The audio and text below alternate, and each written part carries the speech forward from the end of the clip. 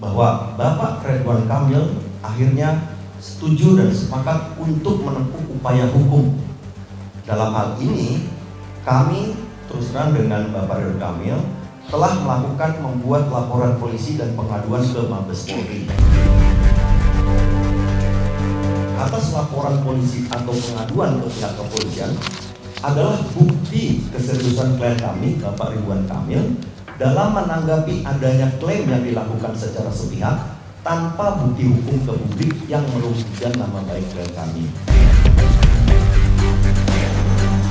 Pasal ini diatur kemudian junto dengan pasal 51 ayat 1 Undang-Undang ITE, di mana ancaman hukuman sampai 12 tahun atau denda paling banyak 12 miliar rupiah.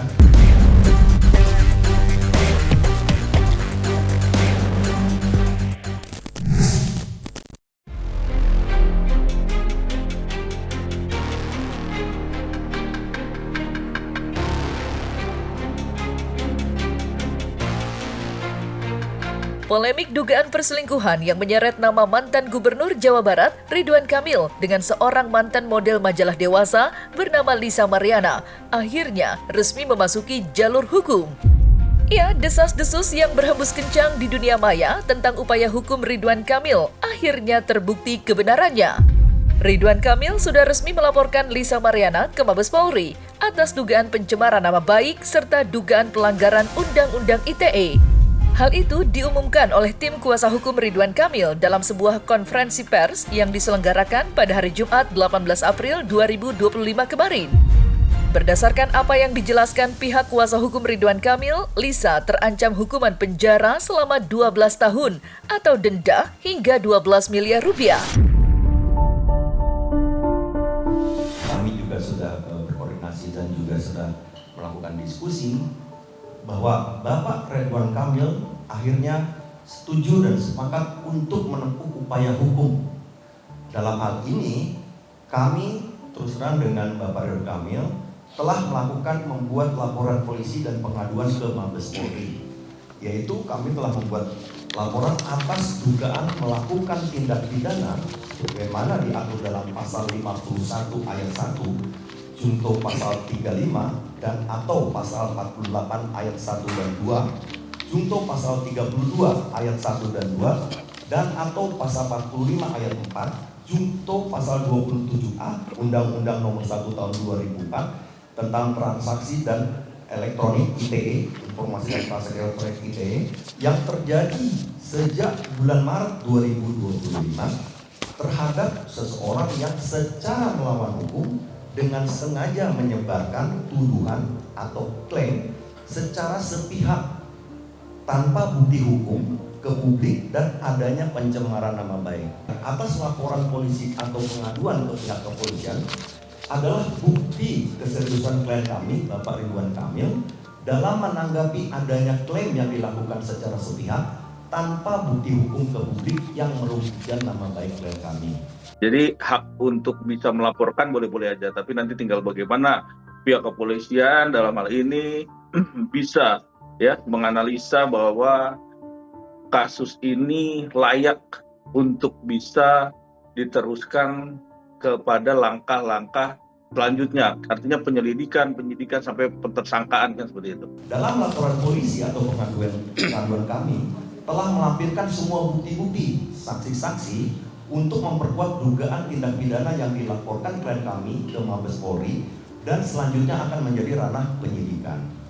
Kemudian, laporan polisi atau pengaduan ini merupakan bentuk perlindungan hukum terhadap integritas pribadi dan kehormatan klien kami, Bapak Ridwan Kamil, serta upaya untuk memastikan agar semua proses berjalan secara profesional, transparan, akuntabel, dan sesuai hukum yang berlaku. Pasal ini diatur kemudian junto dengan pasal 51 ayat 1 Undang-Undang ITE, di mana ancaman hukuman sampai 12 tahun atau denda paling banyak 12 miliar rupiah. Ya, tentunya ini salah satu langkah yang sudah dipikirkan oleh RK untuk bisa melaporkan kasus ini ke pihak berwajib.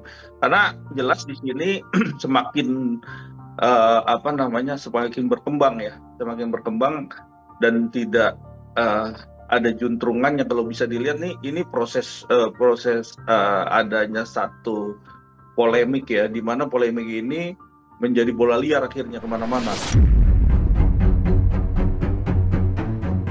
Laporan polisi Ridwan Kamil di Mabes Polri rupanya tidak lepas dari surat somasi yang terlebih dulu dilayangkan oleh pihak kuasa hukum Lisa Mariana.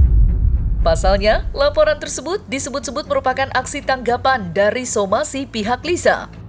Apalagi sebelum mengumumkan laporan mereka, pihak kuasa hukum Ridwan Kamil terlebih dulu menanggapi somasi Lisa, di mana pihak Ridwan Kamil membantah semua yang tertera di dalam surat somasi pihak Lisa. Ya, pihak kuasa hukum Ridwan Kamil masih teguh memegang pendirian kalau sang klien sama sekali tidak pernah memiliki hubungan hukum dengan Lisa Mariana. Pertama, klien kami menolak seluruh dalil-dalil dalam dalam somasi tersebut karena tidak pernah klien kami memiliki hubungan hukum apapun sebagaimana yang diklaim oleh saudari LM. Kemudian kedua, kami mempersilahkan kepada tim kuasa hukum LM atau kepada LM untuk melakukan upaya-upaya hukum yang sesuai prosedur. Dan ketiga, klien kami telah mencadangkan haknya untuk melakukan upaya hukum terhadap siapapun yang telah melakukan fitnah, merusak reputasi, dan melakukan tekanan psikologis maupun sosial baik kepada klien kami ataupun kepada keluarga klien kami. Untuk mediasi tes DNA sih belum ya. Maksudnya gini, di somasi itu tersebut kan undangan dulu nih dari pihak kuasa hukumnya atau Pak RK-nya langsung yang bersedia hadir, yaitu tidak tahu ya, karena kami belum dijawab. Ya kalau misalkan duduk bersama kan nanti ada kesepakatan yang akan dibahas ya kan ya, terkait permasalahan ini, dan kita kan akan mendudukan ya dua belah pihaknya. Ya kan, baik ada keterangan dari klien kami, dari Lisa langsung, dan Pak RK kan seperti apa yang terjadi ya kan. Mungkin dari kuasa hukumnya kan tidak tahu apa yang terjadi sebenarnya dengan mereka. Dan dari kami juga kan hanya keterangan yang diberikan oleh klien kami. Kami hanya membela hak hukum dari klien kami. Seperti itu aja sih. Yang pasti sih kita akan melakukan upaya hukum setelah somasi ini ada tanggapan atau tidak. Melalui sistem elektronik. Jadi di sini kalau tuduhan mengatakan seperti ini, seperti itu tanpa ada dasar bukti otentik, maka itu masuknya pencemaran nama baik atau menyerang kehormatan. Dan di sini jelas ancaman hukumnya cukup tinggi ya. Yang tadi 12 tahun, yang pasal 27-nya 2 tahun. Berarti Pak RK nggak main-main ya untuk menjebloskan LM ini ke penjara? Sekarang gini Pak, betul pertanyaannya di sini bukan soal main-main atau tidak main-main. Di sini menjadi pembelajaran pada kita semua gitu, bahwa kita boleh membicarakan berpendapat apapun boleh, tapi kan ada rules-nya, ada koridornya gitu. Janganlah kita menimbulkan kebencian, kegaduhan, apalagi fitnah, menyerang kehormatan seseorang gitu. Karena kalau tidak ya nanti saling hujat menghujat. Nah, untuk meredam ini makanya kami dan Pak Ridwan Kamil sepakat untuk meredam ya. Akhirnya melakukan upaya hukum. Sebagai warga negara yang baik, Pak Ridwan Kamil setuju untuk menempuh upaya hukum. Lo tunggu aja, pokoknya bakal gue spill semuanya, semua bukti ntar gue. Awas lo bocor-bocor, gue nggak mau ya, pokoknya. Bocor apa sih? Enggak, maksudnya lo sabar aja dulu, mau dibongkar apa lagi? Kasihan dianya. Kasian? Ya emang harus pembuktian dong. Udah pokoknya nanti gue share ke lo semua bukti-buktinya. Kalian tahu gak sih plot twistnya tuh apa?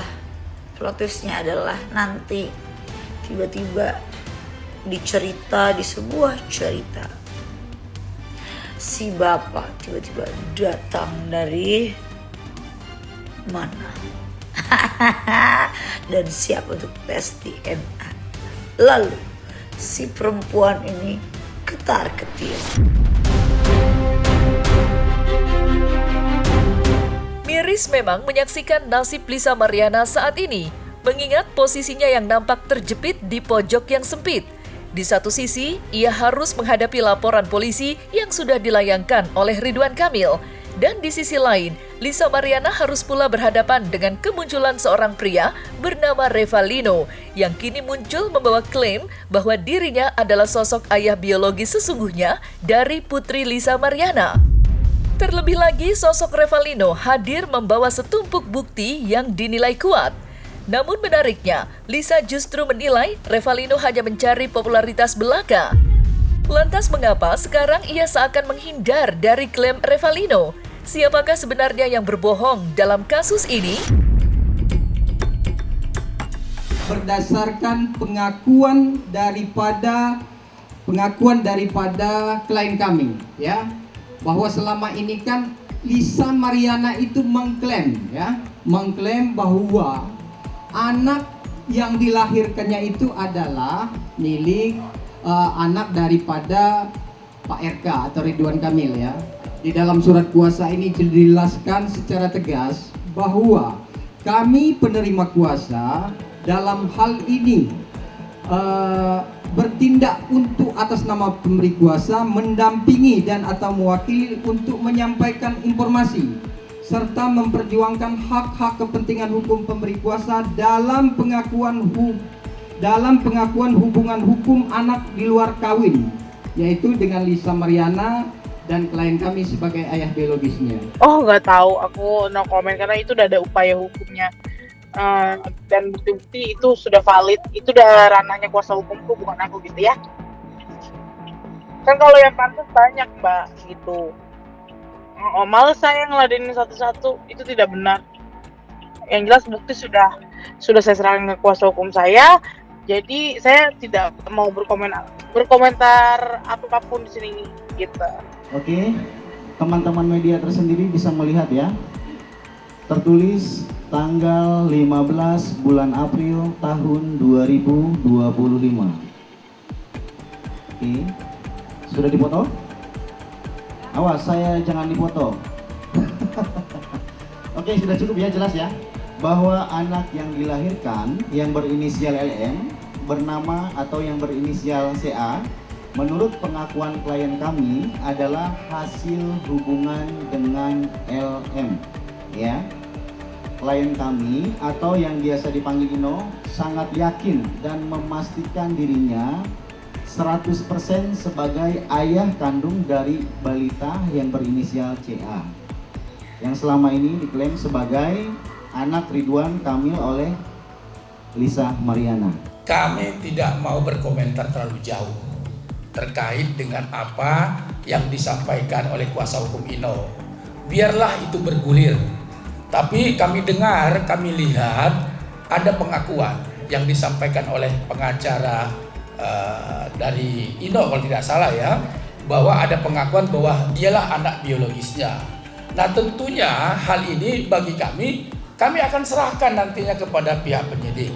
Karena pengakuan itu dalam pasal 184 ayat 1 KUHP itu masuk kategori keterangan saksi.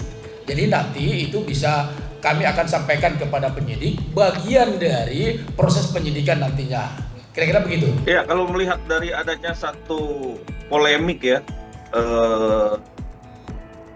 sekarang menjadi 3 pihak ya kalau kita lihat ya, karena kan pertama adalah RK dan yang kedua adalah LM, yang ketiga adalah yang mengaku sebagai ayah biologis kan. Ini kan jadi tiga hubungan hukum kalau ini menjadi ranah hukum nantinya ya kan. Tapi kalau saya melihat menanggapi ini kan jelas kalau semua orang punya hak ya untuk melaporkan apa yang menjadi kerugian ataupun ketidaknyamanan, baik itu juga baik material atau imaterial ya. Semua orang berhak untuk bisa melaporkan kasus ini ke pihak berwajib. Terlepas dari badai permasalahan yang datang serta aral terjal yang menanti langkahnya, Lisa Mariana justru memusatkan perhatian terhadap upaya kembali ke fisiknya yang cantik seperti 4 tahun silam. Mulai dari menjadwalkan operasi potong lambung hingga berbagai perawatan tubuh. Hal itulah yang kini menuai sorotan tajam dari warganet. Bagaimana tidak, berbagai upaya itu pasti memakan uang yang tidak sedikit. Sampai-sampai ada yang mengaitkan hal ini dengan semakin banyaknya endorse yang diambil Lisa. Lantas, apakah semua harapan Lisa kini sudah tercapai? Masihkah pula ia mengejar nafkah dari Ridwan Kamil?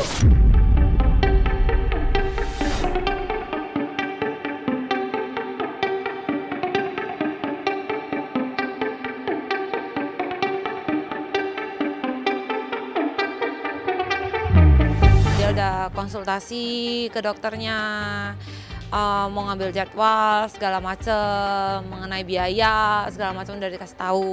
Si Lisanya sendiri yang ini akan ngumpulin dana untuk operasi. Hai, hari ini kita lagi kedatangan Kak Lisa. Ya, siapa sih yang nggak tahu Kak Lisa? Ya ampun, yang makin cantik banget. Tadi ini kita mau perawatan apa Kak Lisa? Mau apa? Mau bikin aku jadi apa? Lebih yang pertama wajah lebih facial, ya kan, body lebih Body gloss, meletup, manja. Oke, ya seperti kan? dulu. Oke. Di tahun 2021. Oh, Ini masih bengkak tuh.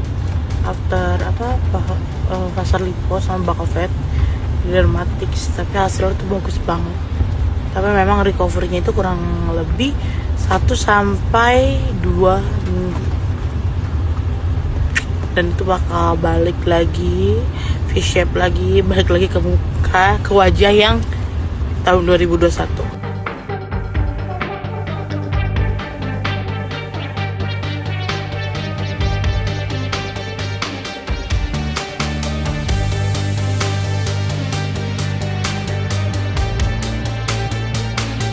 Oke, untuk kabar Lisa ya, untuk dia mempercantik diri ya wajar-wajar aja. Yang pertama kan karena dia kan baru lahiran, anak kedua. Jadi kalau misalkan dia mempercantik diri ya wajar-wajar aja. Kalau ibu-ibu habis lahiran kan biasanya kan badannya ada perubahan ya, jadi gemuk. Ya Lisa kan sekarang badannya gemuk ya pasti akan lagi proses diet ya. Jadi kalau untuk dibilang apa tadi, operasi lambung, membelah lambung ya, itu sih nggak pernah cerita sama kami ya, karena itu kan kepribadiannya masing-masing. Bisa mau ada perawatan atau dia ada operasi atau apapun ya itu bukan urusan kami. Jadi untuk fokusnya kami kan hanya mengawal dia dari proses hukum. Kalau itu urusan pribadinya Lisa masing sendiri ya. Jadi untuk kayak gitu ya saya kurang update ya. Kalau untuk dianya dia mau ngapa-ngapain ya itu terserah Lisanya langsung.